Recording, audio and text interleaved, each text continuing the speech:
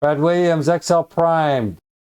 And I will continue my never-ending issues with this conditional formatting. This is set up as a range 1, range 2 based on this formula. But this continues to crash. And I think it's still related to this conditional formatting. So let's try something here. Let's go to edit. And I'm going to go in here. And I'm going to attempt to change range 1 to range 2 to their actual, the cell information. So let's go to range 2, carefully highlight this and just copy this down. That's what I wanted to do. Now let's go to range 1 carefully and highlight and grab this information here and copy it down.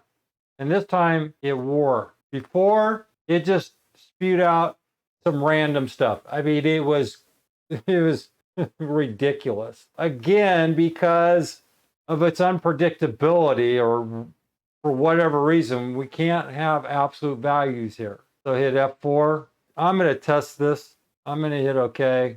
I'm going to hit OK. In here, this was the goal, and this is the goal. Absolute values worked here. And what we're trying to do is find duplicate values that show up in range 1 and range 2, just highlight them.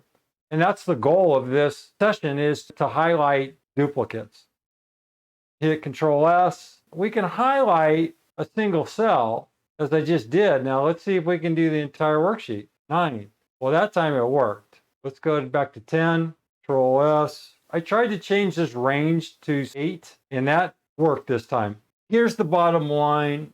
The conditional formatting can create all kinds of nuances. It can raise your frustration level to the point where mine is right now. The unpredictability, you have to weigh your time versus what it's supposed to do. Do I care if these are highlighted? No.